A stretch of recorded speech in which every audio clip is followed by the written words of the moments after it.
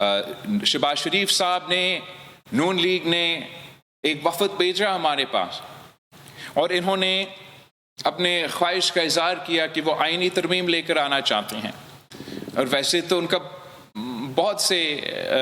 خواہشات تھے۔ حکومت چاہتا تھا کہ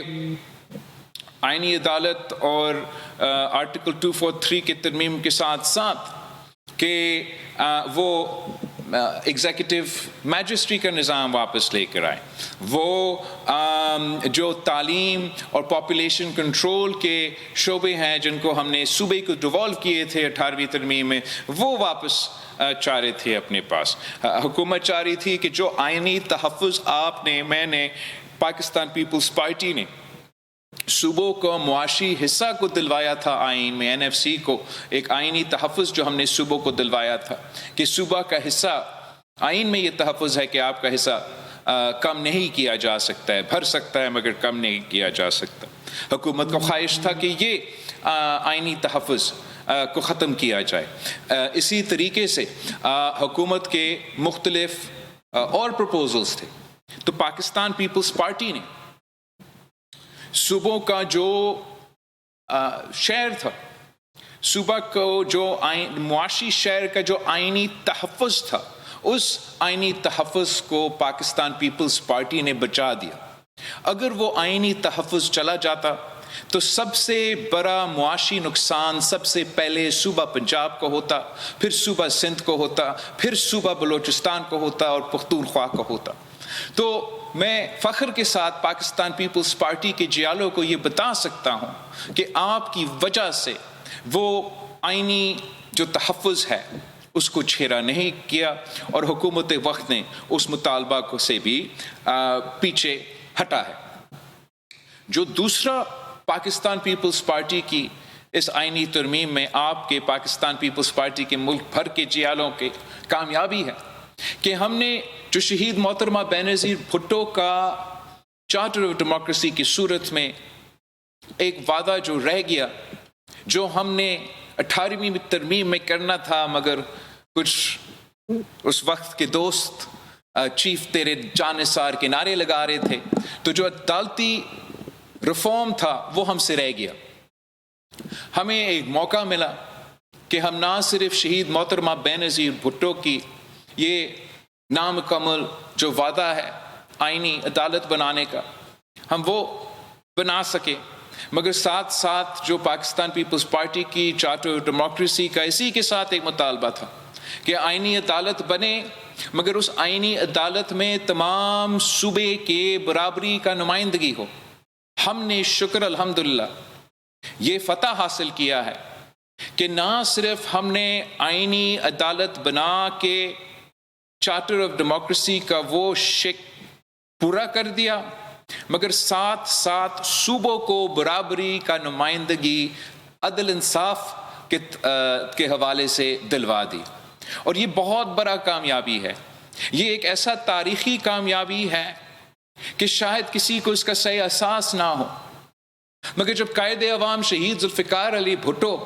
کا عدالتی قتل ہوا تو اس وقت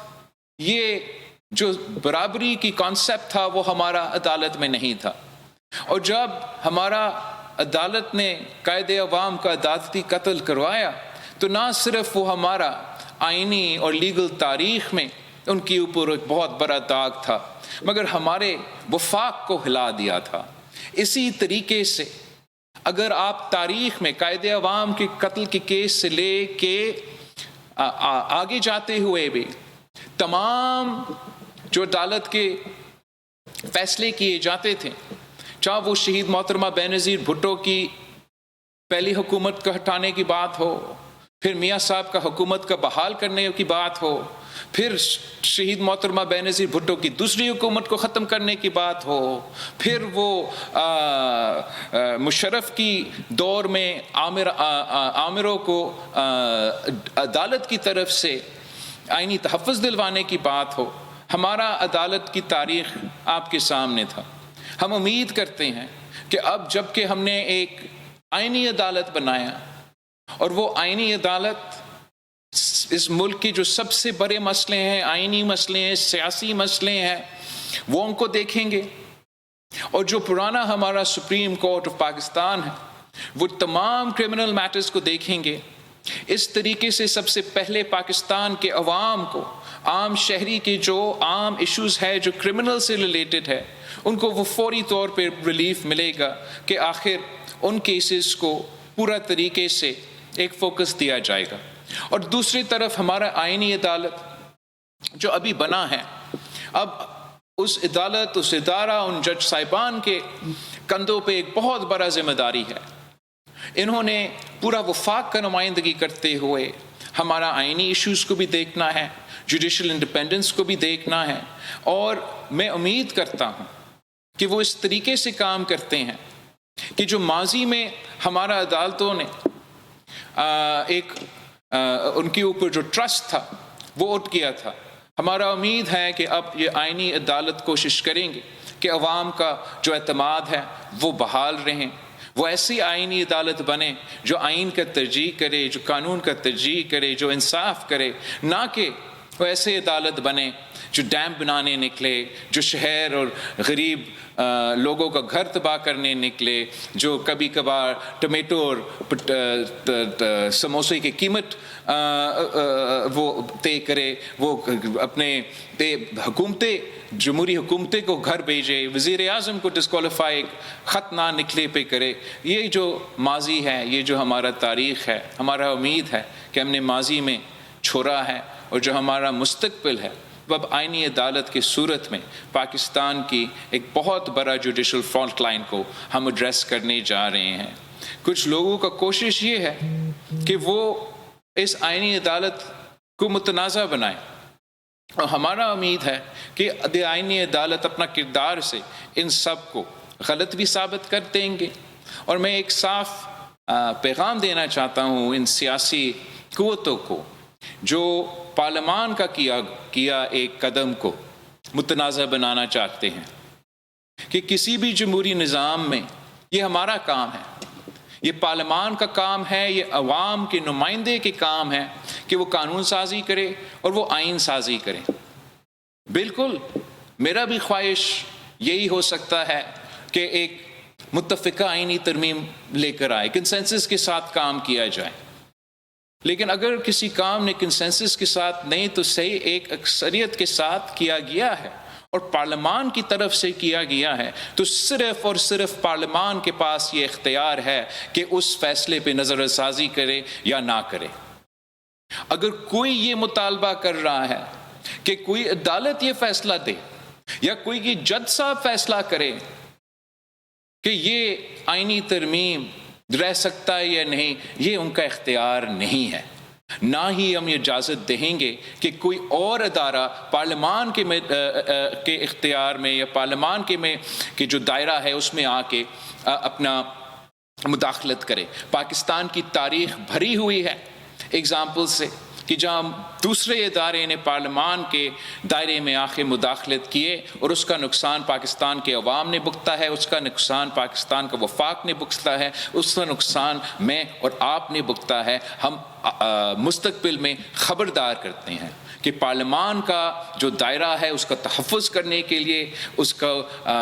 ہمارا سپیس کا تحفظ کرنے کے لیے پاکستان پیپلز پارٹی کے جیالے، پاکستان پیپلز پارٹی کے نمائندے موجود ہیں، اور یہ ہمارا اختیار ہے کہ ہم آئین سازی کریں جیسے بھی ہم کرنا چاہے، وہ غلط ہو وہ صحیح ہو، وہ عوام کا فیصلہ ہے کہ وہ کرے کہ ہمارے فیصلے صحیح ہے یا نہیں ہے۔ یہ کسی بھی عدالت میں اختیار نہ تھا، نہ ہے، نہ ہوگا کہ وہ کسی بھی آئینی ترمیم کو رد کرے۔ تو ایک بار پھر میں پاکستان پیپلز پارٹی کے جیالے کو یاد دلوانا چاہتا ہوں کہ یہ پروپیگنڈا میں آپ دھیان نہ دیں، یہ آپ کی کامیابی ہے کہ ہم نے اتنے سالوں بعد ایک آئینی عدالت بنایا، صوبوں کو برابری کی نمائندگی دی، صوبے کے جو 18ویں ترمیم میں معاشی سطح پہ آپ کا جو تحفظ ہے اس تحفظ کو ہم نے برقرار رکھا۔ یہ پاکستان پیپلز پارٹی کے جیالے مظفر آباد سے لے کے گلگت بلتستان تک گلگت سے لے کے پشاور اور لاہور اور ملتان تک، کراچی سے لے کے لڑکانوں تک، لڑکانوں سے لے کے